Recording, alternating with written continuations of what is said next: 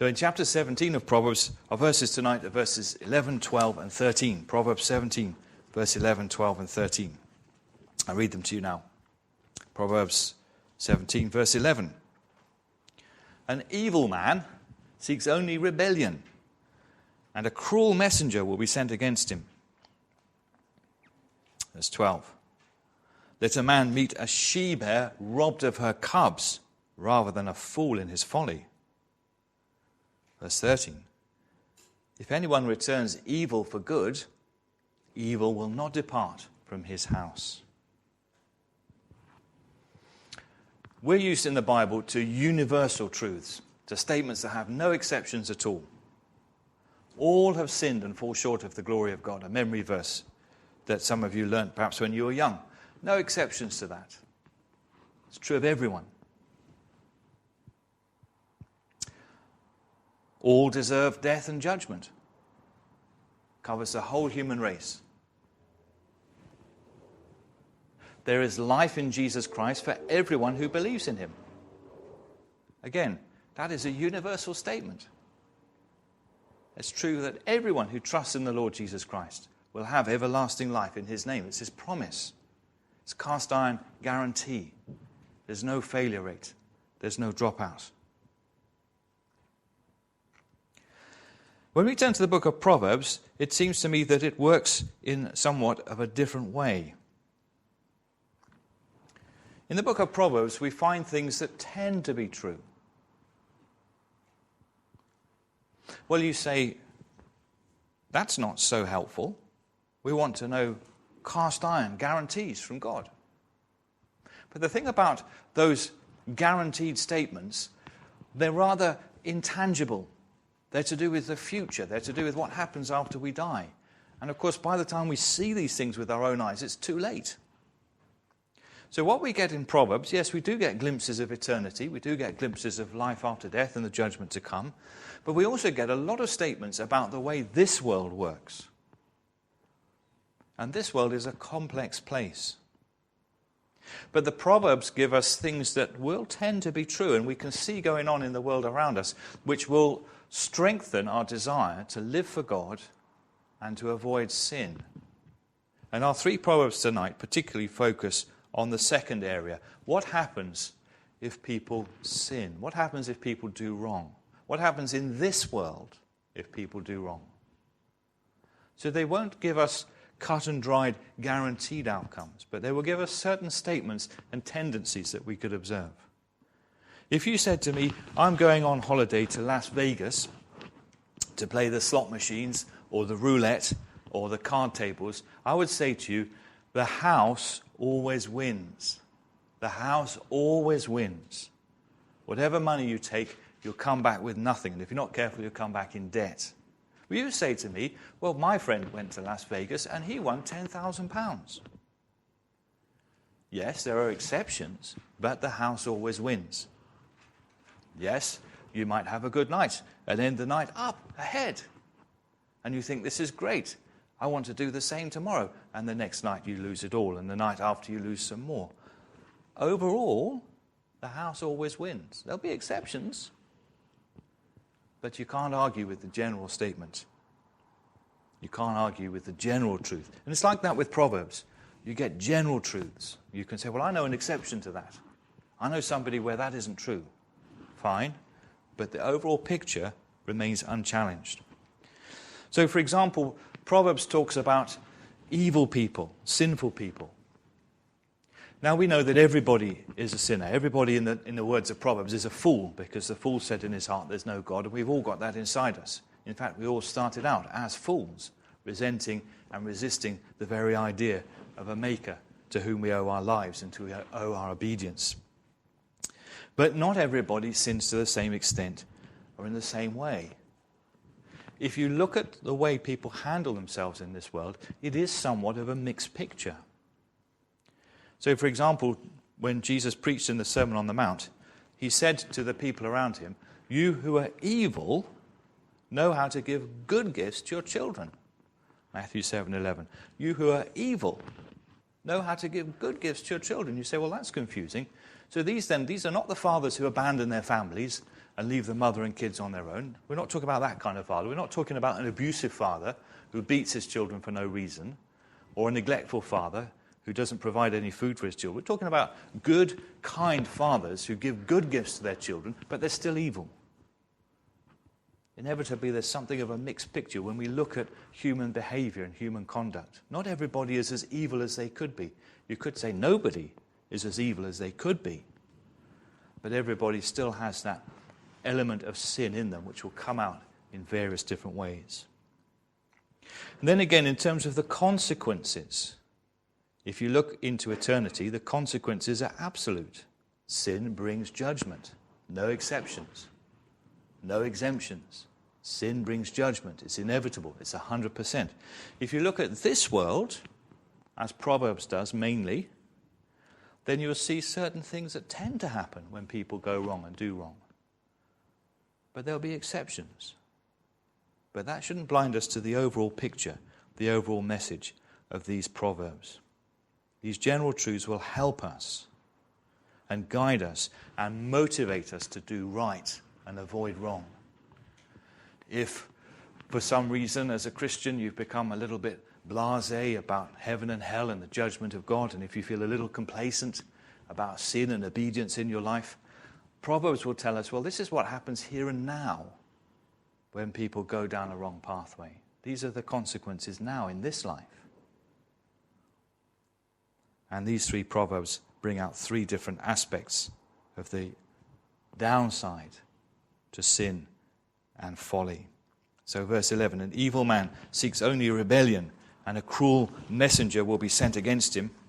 That proverb tells us about the evil heart that leads us to reject authority. Then the second proverb, let a man meet a she-bear robbed of her cubs rather than a fool in his folly. Well, that proverb tells us that a fool damages the people around him and harms the people who might get involved with him. And then the third proverb for tonight, verse 13, if anyone returns evil for good, evil will not depart from his house. Evil behavior harms your family and those you love and care about. So let's consider verse 11 first of all then. An evil man seeks only rebellion, and a cruel messenger will be sent against him. An evil heart leads to rejecting authority. Here is somebody then who has sin in them, which we all do, and that then leads that person, all of us, to resist and to reject all forms of authority. That's how it comes out. There's that inner nature, that old self, that self of flesh, that old man, that old woman, which is self-seeking and proud. And that inner nature will express itself in a tendency to despise people who should be respected, whether that's parents, teachers, or whether that's the law of the land. This is how it comes out. No, it doesn't work this way all the time with everybody, but it's a general truth. There may be some people, I suppose, who are thoroughly nasty pieces of work and who are very law-abiding. They do everything they should do. And they always drive within the speed limit and all the rest of it. You say, well, he keeps the law, but he's a thoroughly nasty man. Yes, there'll be exceptions like that. But the tendency is this. The sin that is part of our human nature will tend to express itself in fighting against the people who we should respect and serve and submit to. An evil heart leads to rejecting authority. And what is the outcome of that? A cruel messenger will be sent against him. Still in verse 11, here's the outcome. A cruel, or better, a stern messenger will be sent against that rebel, that enemy of authority. A stern messenger will come to punish them for their crimes and misdeeds. When you break the speed limit, the machine that takes your speed and issues you with a speeding ticket is very stern. It's not very yielding. You can't make excuses to it. It's caught your speed on the camera, and that's it. The legal system can be very stern and inflexible. It should be stern and inflexible in dealing with wrongdoers. Wrong should be punished. There should be courts. There should be prison sentences and whatever forms of punishment a society deems right and appropriate. There should be stern messengers sent against those who reject authority.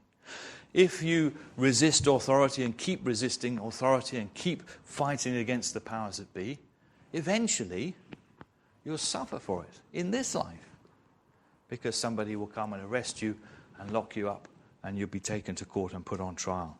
And you say, I know exceptions to that.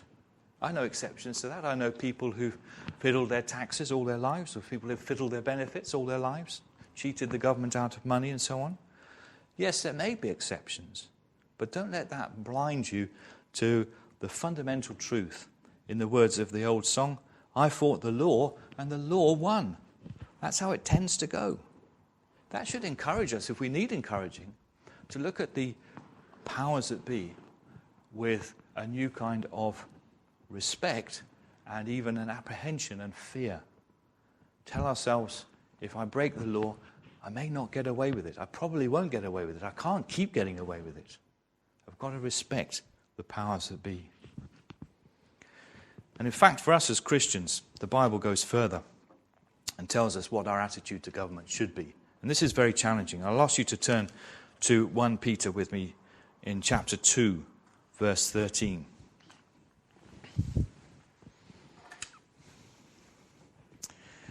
And I'm going to read to you from verse 13 and 14 of 1 Peter 2.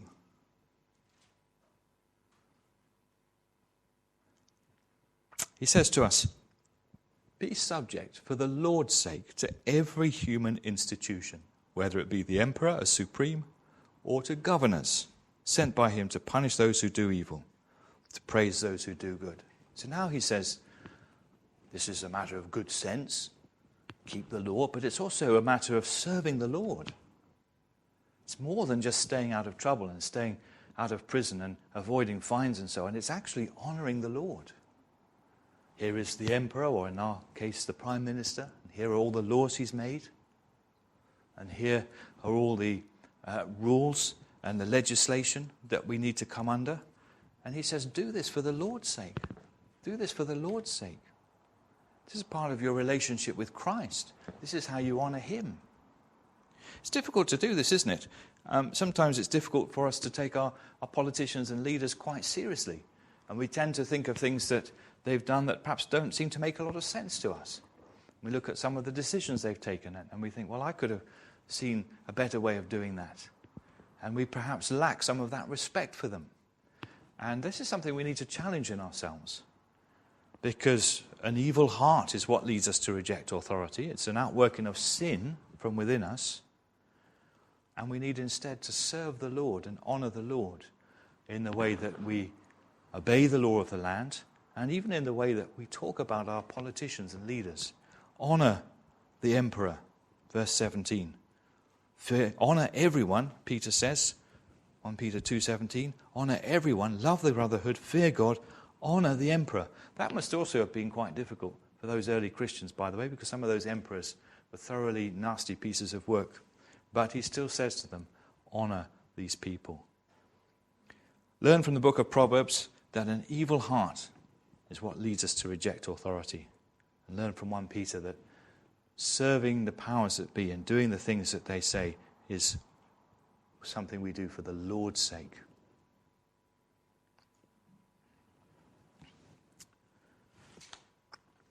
The next proverb then, chapter 17, verse 12.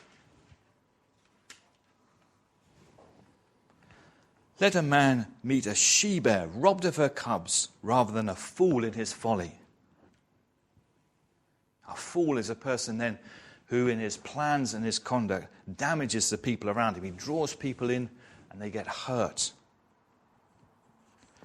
I suppose a she-bear robbed of her cubs would be something quite ferocious and frightening. I don't suppose any of us have ever been in that situation. I imagine it would be terrifying. This crazy large animal coming at you because you're seen as a threat. And the proverb says that's about how you should feel if you meet a fool in his folly. You should feel anxious, you should feel alarmed, you should feel scared for your own welfare. You should say to yourself, the outcome of this situation is not going to be good. I need to avoid this situation and get out of here quickly. Now again, This is talking about something that's true of all of us to a greater or lesser extent. We're all fools by nature. We all start out, as I said a moment ago, saying to ourselves, there is no God, or if there is a God, I don't want to know about him, and I don't care for him at all. That's human nature. That's what we inherited from our first ancestors. But some people are more foolish than others. The picture here is of a fool in his folly who makes godless, thoughtless, careless, reckless plans. He takes his folly to the limit. Not everybody does that. Some people have that fundamental foolishness of denying the existence of God, but in other ways they're quite sensible. It's a mixed picture. People don't always take these things to the logical conclusion. But here is somebody whose foolishness affects all his plans and his attitude and everything he thinks and wants to do. Stay out of his way, the proverb says. Don't be like him. Don't get involved with him.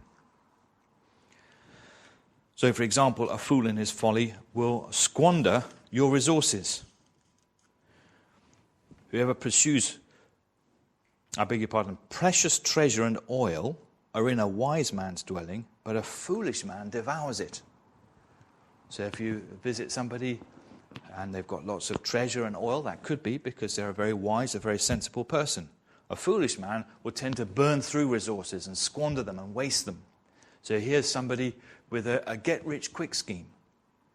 You give them some money, and very quickly it'll become a lot more money. And it's exciting how to multiply your £1,000 into £10,000 in a matter of weeks. And that would be good, wouldn't it? No, better to meet a she-bear robbed of her cubs than a fool in his folly. You will lose that £1,000 and maybe get yourself into trouble as well. Don't get caught up in thoughtless, godless, careless plans. Here's another thing that's true of a fool. A fool takes no pleasure in understanding, but only in expressing his opinion. So if you meet a fool in his folly, you might be meeting somebody who's pouring out all his ideas. And he doesn't want to learn anything. He doesn't want to know anything. He doesn't want to be told anything. It's all his own theories and his own controversies and his own, what's the phrase I'm looking for? Conspiracy theories, I think it's the phrase I'm looking for. And all kinds of stuff comes out. And you say to yourself, well, maybe I should reason with this person and try and set them straight and try and explain a few things that they don't want to know. They don't want to know. Rather meet a bear robbed of her she-cubs than somebody who loves the sound of their own voice and will fill your head with half-baked ideas. At best, they will waste a great deal of your time, and at worst, they may leave you more messed up and confused than you've ever been. A fool takes no pleasure in understanding, but only in expressing his opinions. Another thing that might happen if you meet a fool in his folly, the Proverbs tells us that a fool's lips walk into a fight, and his mouth invites a beating. So there's something about these fools in their folly that the words that come out tend to start quarrels and arguments and disagreements. So if you get caught up with them, if you don't avoid the fool in his folly, you'll find yourself involved in a lot of senseless disagreements and possibly even fistfights, judging by this verse here. It's something to be avoided. It's something to steer clear of. And we ourselves need not to be fools in these ways. We need not to be the fools in our folly who are a danger to other people. We need not to be the ones who would do harm to people who got involved with us. What's the opposite of being a fool then? Well, if at root the fool says there is no God, we need to be people who reckon with God in everything we do, whether it's financial planning, avoiding the dodgy get-rich-quick schemes, whether it's discussion, being ready to listen and learn rather than just pour out our own opinions all the time, whether it's this business of fights and quarrels, being peacemakers. Here's how Peter puts it again in chapter 1, verse 17. 1 Peter 1, verse 17. Perhaps you'll turn to that if you've got a Bible handy.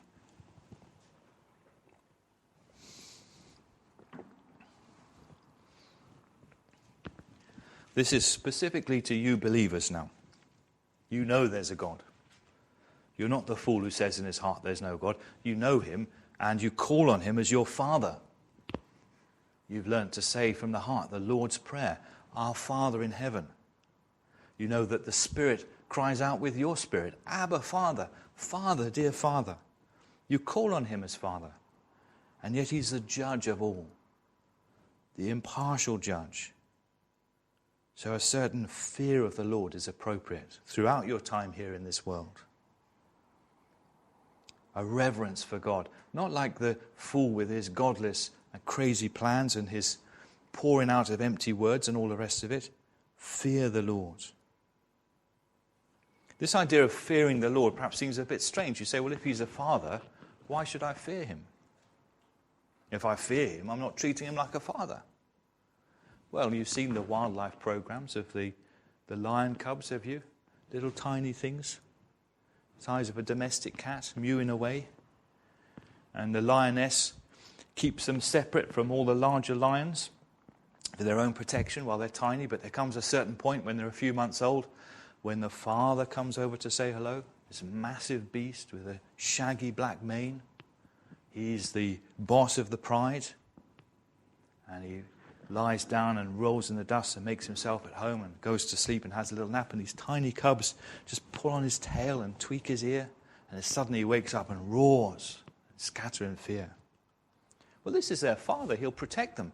If another lion comes in to kill them so as to mate with their mother, he'll drive that lion off. If a hyena or a leopard wants to come in and take them for food, it's their father who'll protect them. But they fear him. They fear him.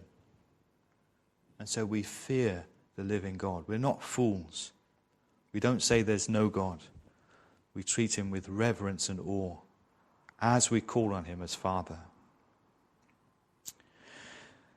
But a fool damages those around him, just as an evil heart leads to rejecting authority. The third proverb in chapter 17, Proverbs 17, verse 13.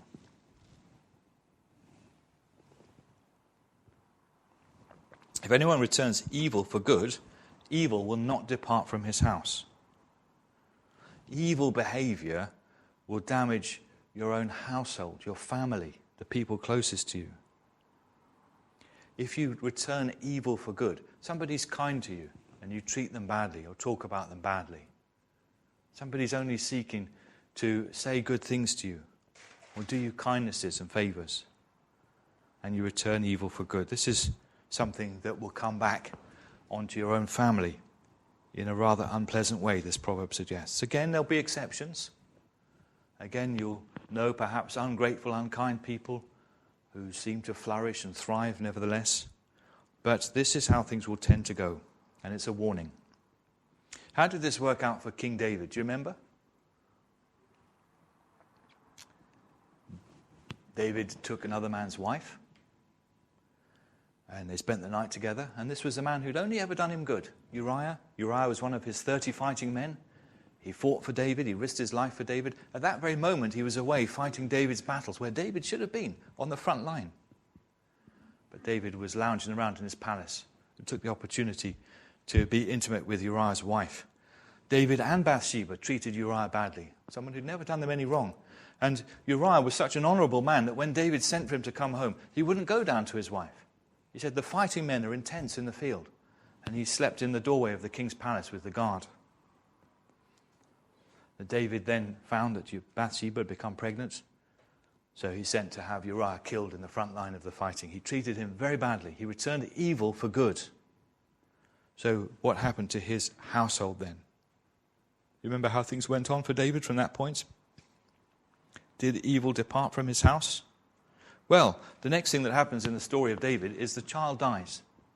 This tiny baby born to Bathsheba, conceived out of wedlock, dies. But that's not the end of it. Next up, the son of David, Amnon, rapes the daughter of David, Tamar, forces himself on her. What a wicked and cruel thing to do. But that's not the end of it. Absalom, the brother of Tamar, conceives in his heart a desire, a plan, a fixed purpose of revenge, which he nurtures over several years. When the moment's right, he strikes and kills Amnon. Perhaps you couldn't blame him for that because nobody else had done anything. King David hadn't done anything about it. So now Amnon is dead. But Absalom's in exile. And the resentment and the ill feeling grows now between him and his father. And when his father brings him back, the issue still isn't resolved. He gets himself a chariot and 50 men to run in front of it as somebody great and important. He positions himself in the gate, so all the people coming to speak with the king speak with him instead. And he says, oh, if only I were the king, things would be so different. And then before you know it, he's risen up against David. And he's got his followers together, and David flees from his own son, running from Jerusalem with anyone who'll go with him. And then Absalom and the soldiers pursue him, and there's a great battle. And the king gives express orders to spare his son, that Absalom must be brought back alive. But the orders are ignored, and he's killed. He's riding his donkey through the woods, and he has this beautiful long hair, and it catches in the branches of the tree. So he's dangling by his hair, and the donkey goes on without him. And he's found in that position. 3 javelins are thrust into his heart, and he dies on the spot.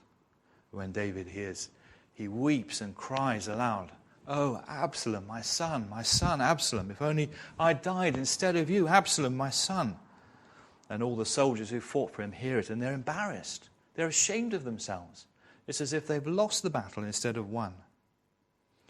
So he pulls himself together and goes out to comfort the troops and returns to Jerusalem. Even then his troubles aren't over. He has problems with his nephew, the general Joab. He tries to put another man in his place, but Joab kills him. He can't seem to deal with his own general. And then the thing goes on and it goes on. And even at the end of his life, when he's an old man and weary, feeling the cold, there's this great dispute over who should be king after him, which he has to deal with within his own household. All these troubles within his family, within his household. He returned evil for good. And he paid a heavy price in the following years, not only in his own life, in his own self, but in the lives of the people around him, his sons, his daughters. And this was a man who repented, remember. It's not as if David was stubborn. A year after he committed adultery, the prophet Nathan came to him and he told him a parable about a farmer who had lots of sheep and a farmer who had 1 sheep. And the rich farmer took that 1 sheep, and David was indignant. Nathan said, you are the man. When David heard this, he humbled himself before God and repented. And the Lord forgave him and accepted him. But still, even then, he returned evil for good, and evil did not depart from his house. Even though he repented and was forgiven, still this thing worked itself out in the years to come. And he wasn't free of it until the day he died. There's a lesson in that. It's a cautionary tale. It's a warning. Look at the people around you who are good to you. Are you good to them? Do you treat them well? Look at the people who've been kind to you. Have you been offhand with them or brusque? Have you ignored their attempts to do you good? If David's example is anything to go by, and I grant you his sin was serious by anybody's standards, but if David's example is anything to go by, we don't want to return evil for good, for fear that evil will not depart from our house. See how this works in the book of Proverbs. It's not so much the consequences of your sin in eternity, it's what happens here and now. How these things tend to work out in your own life, in your own family. And there's a warning there for us. In fact, we need to do the opposite of verse 13, don't we? You know this, and you can maybe think of several Bible verses that make this point, but we're turning back now again to 1 Peter chapter 3 this time. 1 Peter chapter 3, verse 8. And this is one of a number of verses that we could have on this point. 1 Peter chapter 3, verse 8 and 9.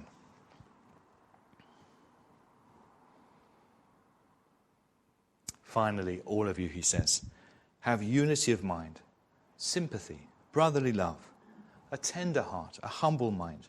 Do not repay evil for evil or reviling for reviling. So even, this isn't the people who do you good now, this is the people who harm you, who attack you, who speak against you, who revile you, who criticize you, who put you down with words. He says, don't pay them back the same. Even your enemies, don't treat them that way. Don't even treat them the way they've treated you. On the contrary, bless. On the contrary, do them good. even the ones who attack you and hate you and have nothing good to say about you. Do them good. Do the opposite of what David did with Uriah. On the contrary, bless. You were called to this. Did you know that when God called you to follow Jesus Christ? When God called you to be a Christian and live for him? Did you know that he called you to love your enemies? Did you realize that? It's true. And if you do, you will obtain a blessing. So these are our 3 proverbs then. An evil man seeks only rebellion. A cruel messenger will be sent against him. Evil hearts lead to rejecting authority and suffering the consequences. That's an outworking of sin. Avoid it. Be warned. Let a man meet a she-bear robbed of her cubs rather than a fool in his folly. A fool with foolish plans damages the people around him. Learn to fear the Lord. Returning evil for good. If anyone returns evil for good, verse 13, evil will not depart from his house. Evil behavior harms your own household and family. Instead, seek to do good, even to those who are unkind and unfair to you. But now let's look to finish at 1 Peter chapter 2, verses 9 to 11. 1 Peter chapter 2. Just to show that we are, yes, we've still got that sinful nature in us. We've still got that evil tendency in us. We've still got that foolish aspect to us. But we are different from what we used to be. We're not quite the same as some of these people in Proverbs. And this should come out in our lives. 1 Peter chapter 2, verse 9. But you, he says, still foolish in ways, still with that evil disposition, but you nevertheless are a chosen race, a royal priesthood, a holy nation, a people for his own possession, that you may proclaim the excellencies of him who called you out of darkness into his marvelous light. Once you were not a people, thoroughly foolish, a slave of sin, but now you are God's people. Once you had not received mercy, heading inevitably for the judgment you deserved, but now you have received mercy.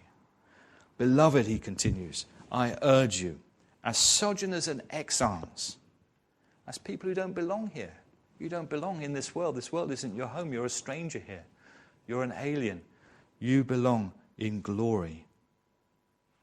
I urge you to abstain from the passions of the flesh which wage war against your soul. Abstain from the kinds of foolishness we read about in the books of Proverbs. Abstain from the kind of evil behavior and evil instincts that we read about there. Abstain from these lingering desires of the old self which fight against us. Fight back, because you belong to God. Let's pray.